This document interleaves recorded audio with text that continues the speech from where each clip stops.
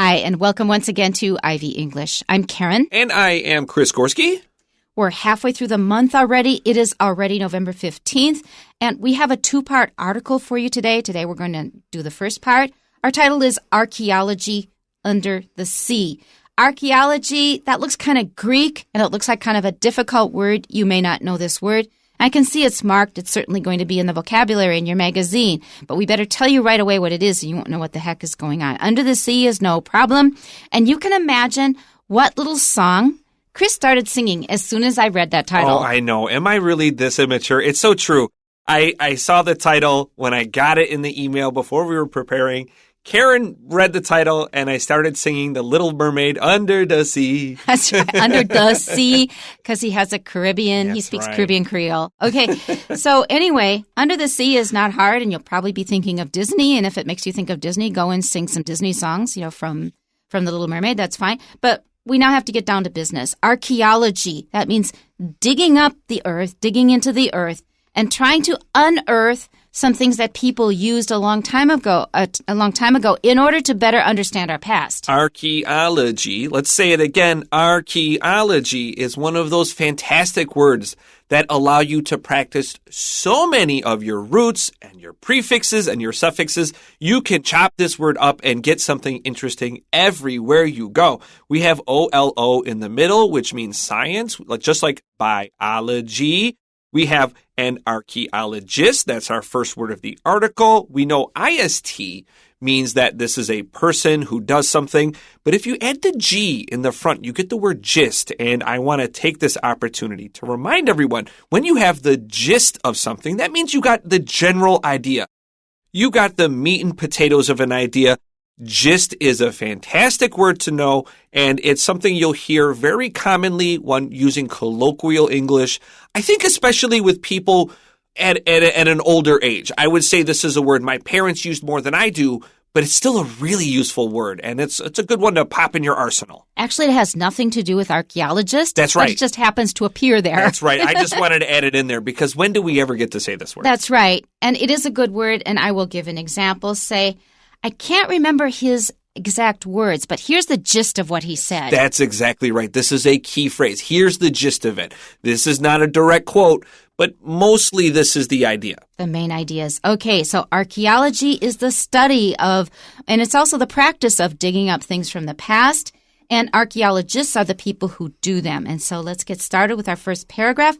Archaeologists tend to be stereotyped as people who work on land, digging up ancient ruins that lie below the surface of the earth. However, in recent decades, an exciting new form of archaeology has taken shape. This new practice is called underwater archaeology. Put simply, instead of looking under the ground for ancient artifacts, archaeologists dive deep into the ocean to conduct their searches. Underwater archaeology, although not without logistical difficulties, has been responsible for a number of high-profile findings in recent years. The development of underwater archaeology owes much to concurrent technological progress. First and foremost, it was the invention of self-contained underwater breathing apparatuses, or scuba for short, that initially made this practice possible. Subsequently, more advanced technologies, such as light detection and ranging, or LiDAR, and submersibles, which are remotely controlled robotic vehicles that can travel underwater, have rendered underwater archaeology more straightforward by making ocean environments more accessible and easier to observe. However, practical challenges still remain. For example, the archaeologists involved need to be skilled divers who can maneuver themselves underwater while properly handling any delicate discoveries.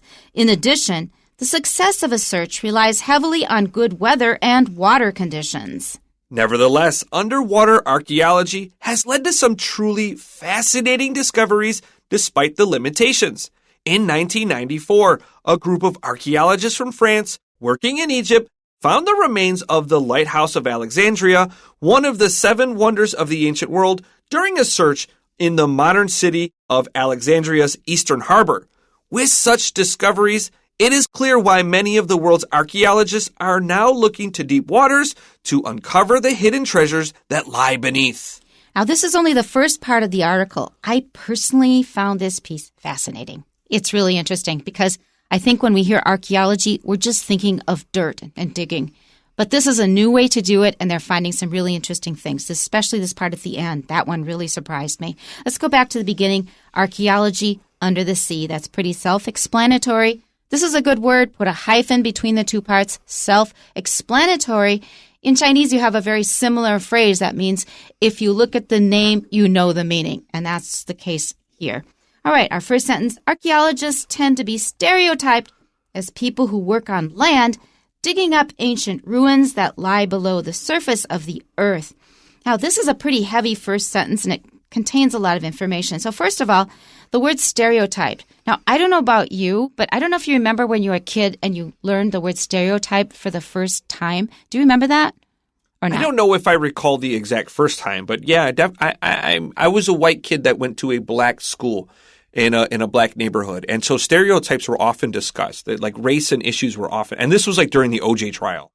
So this was a time when race, stereotypes, your color of your skin were big issues. That's really interesting. I wasn't thinking about that at all, but you're mentioning this as how you kind of first heard the word. It says a lot about America. In the end, our touchy issue, everything is going to come back to race. It's just the way it is. We'll save that for another time.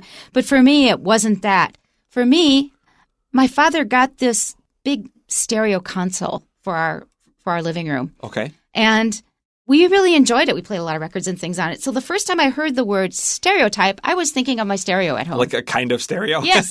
That was why I originally asked you the question. So the first time you heard the word stereo, you didn't think of a stereo? No. When I heard stereotype, probably the context was explained to me clearly. My dad was really into music as well, so I was very accustomed to using his stereo system. Yeah. So maybe the words were clearer in my head. But I can see how you can arrive at that destination. That's right. Okay, because so this stereo was like a big part of our life, playing classical music together. My father enjoyed music a lot. So the first thing I thought, stereotype, I don't think they're talking about music equipment right now.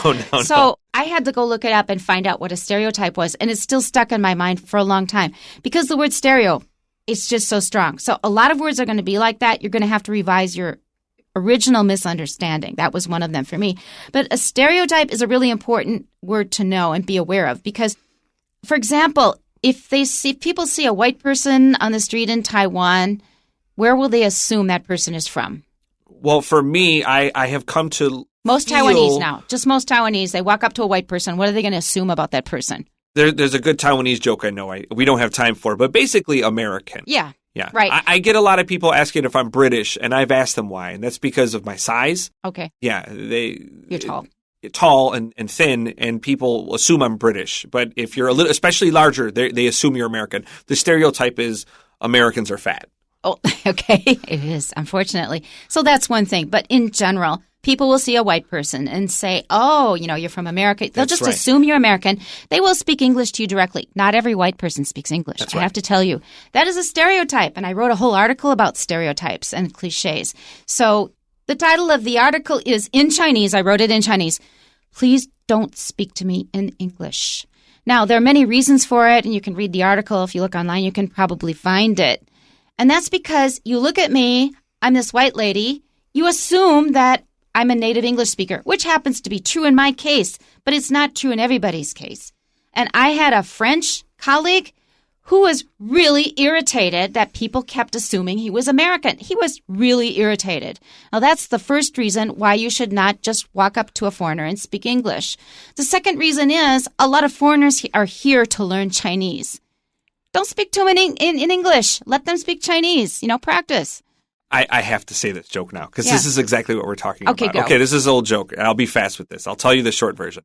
There's this farmer. He's in the field, and he's out hoeing late at night. He's plowing his fields, and this big UFO comes out of the sky. Boo, boo, boo, boo, boo. There's all these lights and sounds, and the UFO comes down, and the door opens, and rush of gas, psh, and this light comes out, and this alien comes out with 12 arms and 15 eyes and long, scary teeth. And the farmer asks him, "Hey, are you American?" Okay, I like that one. It fits the topic, doesn't it? Yeah, someone who's really different from the rest of you, but we're all different in the same way you think. But we are not all English speakers. You form a lot of stereotypes about. Another one is oh, you foreigners just put your parents in a nursing home, right? You just don't care as much about. I get really unhappy when I hear that because it's just not true. I mean, I know many people, including in my own family, they took care of their old parents. So there's so many stereotypes. We really have to be aware of these. And here we stereotype archaeologists as people who work on land, but now we're going to have that stereotype dashed to pieces. Okay? So these people don't work on the surface of the earth. Next sentence. However, in recent decades, an exciting new form of archaeology has taken shape. The thing to watch out for here is the expression to take shape. And you say it almost the same way in Chinese. For something to take shape, that means that it comes into being. Recent decades, a decade is 10 years. So it's not as convenient to say in Chinese anymore. In recent decades, that means in the past collections of 10 years. All right, let's move on to the next sentence. Then this new practice is called underwater archaeology. And this sentence gives us the information we're waiting for. So it's not the way we used to do things. What's the new way? Oh, you do archaeology underwater. So this new practice is called underwater archaeology. Underwater archaeology, watch the stress. Next sentence, put simply, instead of looking under the ground for ancient artifacts, archaeologists dive deep into the ocean to conduct their searches. Don't say do their searches. We conduct our searches. That's a better way to say this. And when we look for artifacts, these are the things we use. And archaeologists love to look for those everyday items that we often just disregard and don't think about. Those are often the most important things they can find. It tells us about their daily lives. These are not people that are looking for bones especially. Archaeologists are looking for things. If you're a scientist that are looking for old human bones, no matter where they're from, you're called a paleontologist. This is a different scientist. So archaeologist is looking for things. A paleontologist is looking for bones.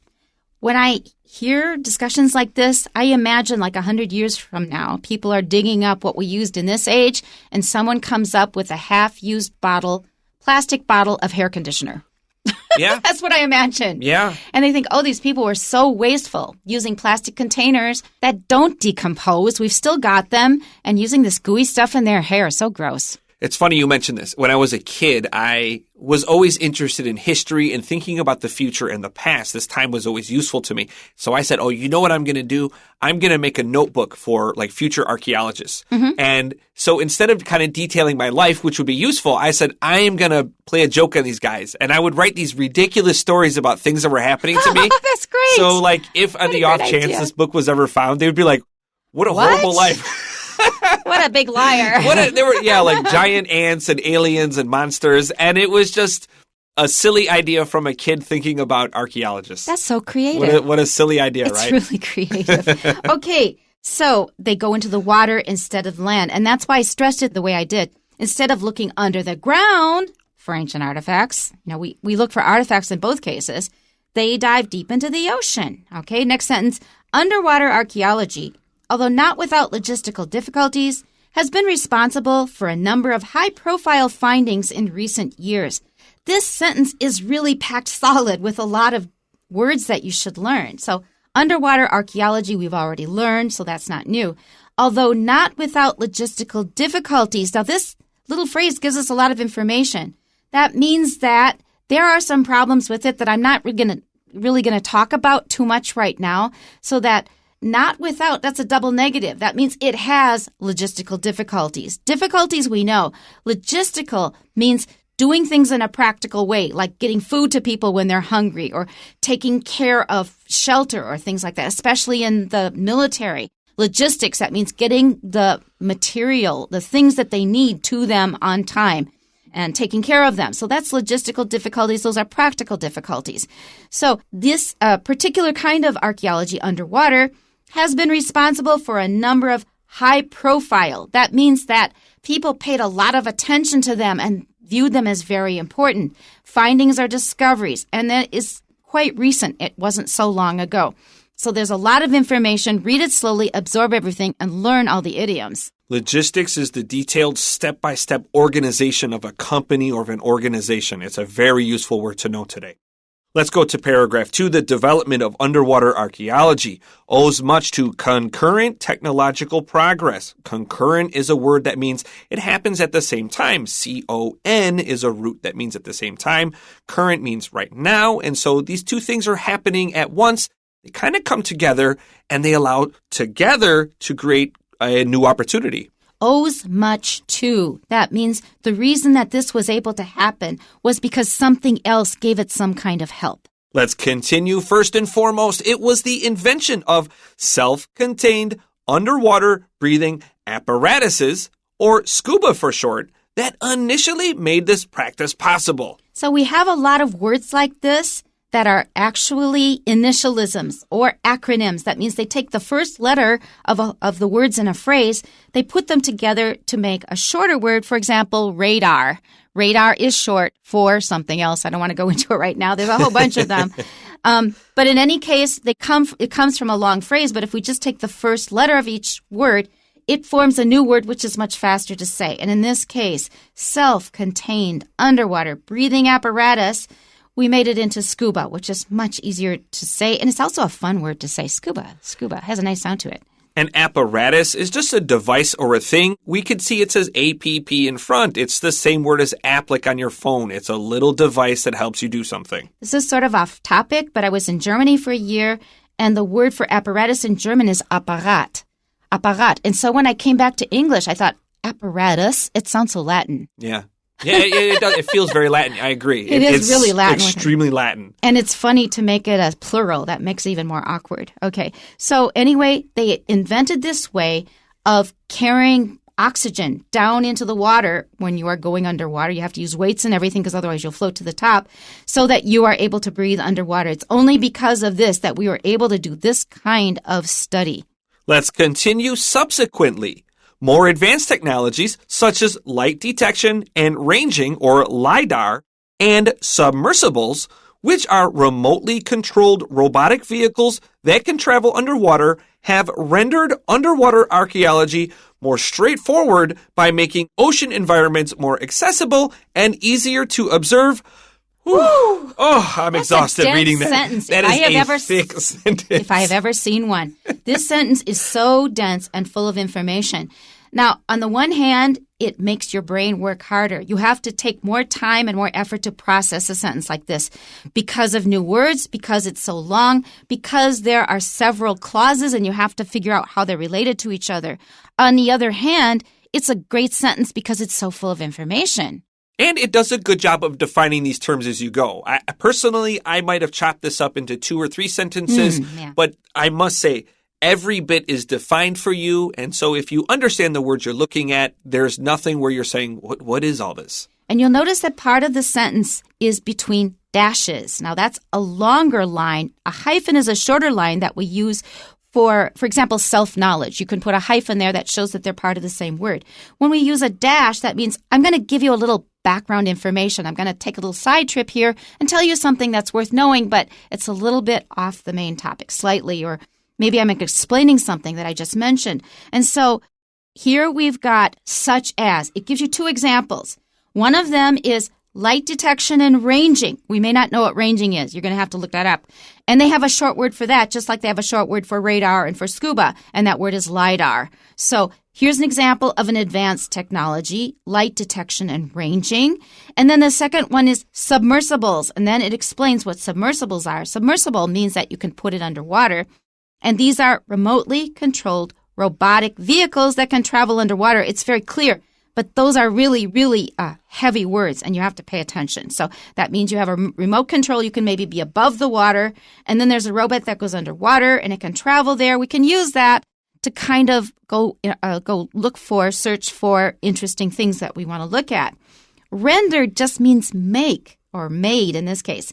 Have rendered. They have made underwater archaeology more straightforward. Straightforward just means easier. It's easier to do, not so complicated. How have they made it less complicated? By making ocean environments more accessible. That means it's easier to go down under the water.